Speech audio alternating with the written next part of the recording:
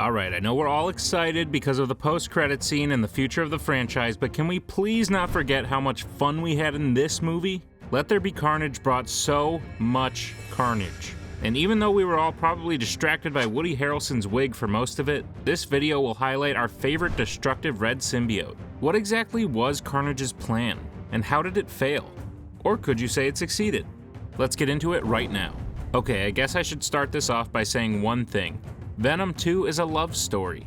It's probably the most romantic superhero movie we've seen in a long time, and in an age where superhero movies like to put romance on the back burner for explosions, quips, and giant sky beams, it's nice to see so much love on display. Seriously, Eddie Brock and Venom are in love with each other. Eddie and Venom also love Anne, but Anne loves Dan, and the two are getting hitched.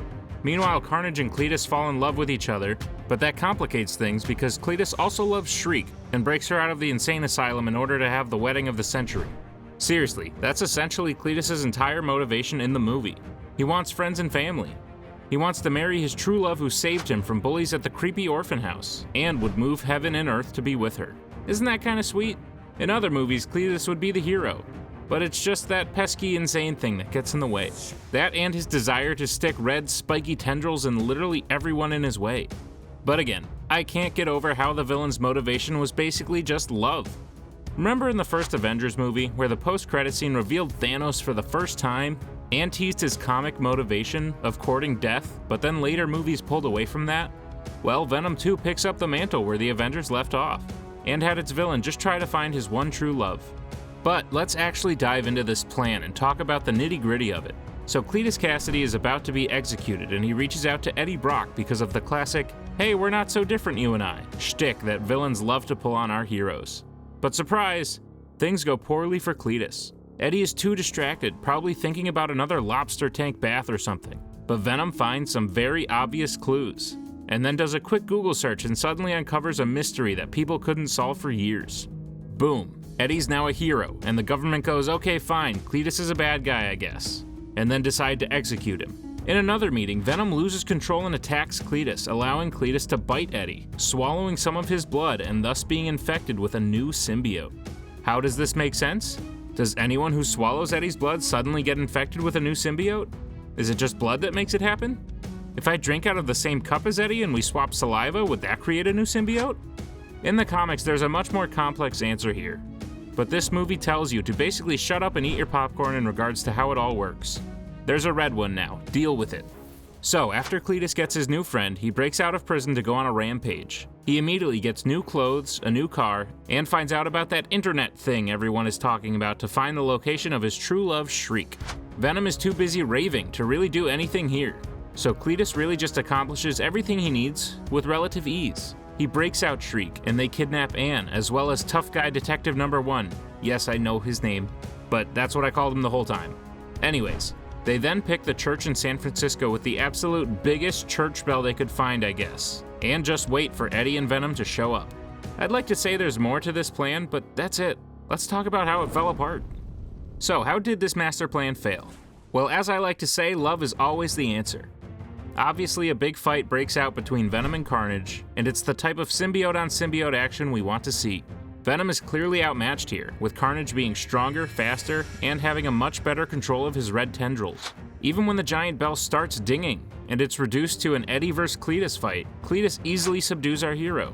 Maybe start taking some kickboxing classes or something, Eddie? Anyways, Venom gets crushed under some rubble while Carnage takes Anne to the top of the church cathedral in order to eat her. All seems lost, folks. But then Eddie gives a great pep talk and tells Venom that Cletus and Carnage aren't on the same page like they are. They're not symbiotic. Mainly because Carnage is getting super annoyed that Cletus is in love with a girl with the one superpower that could really hurt him. This allows Venom to pull a Spider-Man Homecoming and lift all the rubble and concrete off himself to go kick Carnage's butt.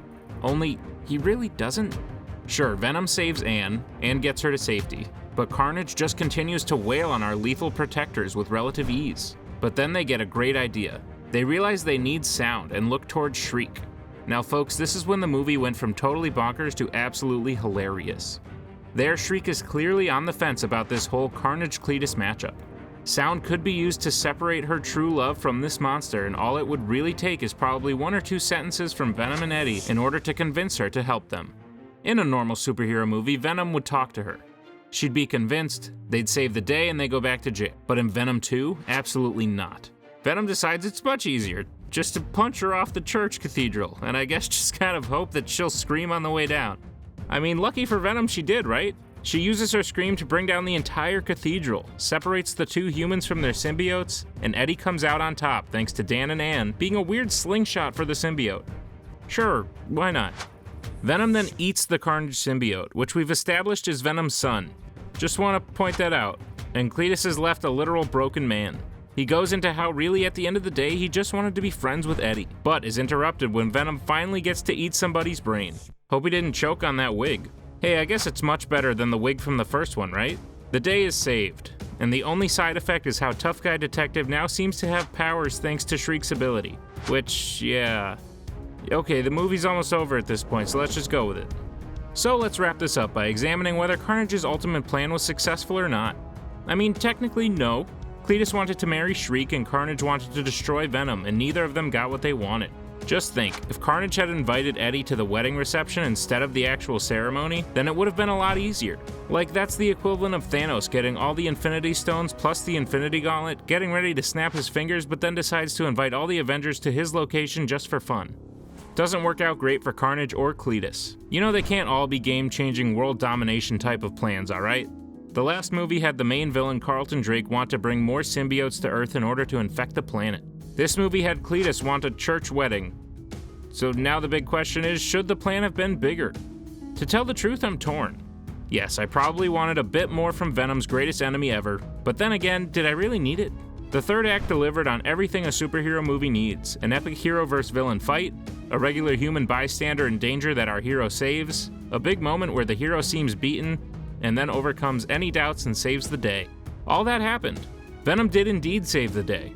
I mean, he didn't save any of those prison guards, or the Ravencroft personnel, or any cop, or that gas station desk clerk, or the guy Cletus stole that suit from, or the priest from the wedding, but he saved Ann and Dan. And I guess technically Tough Guy Detective number 1. That counts for something, right? And is there a chance Carnage returns for another movie?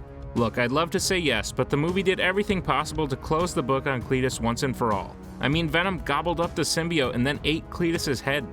I don't think he's going to be in Venom 3, guys. But I guess that doesn't matter. The post-credit scene seems to set up something entirely different for Venom 3.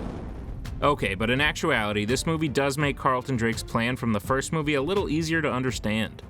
I mean, after seeing how much fun Cletus and Eddie are with their symbiotes, can you blame Drake for wanting to bring more symbiotes to Earth? Maybe they'd all rave together or something. I'd enjoy that.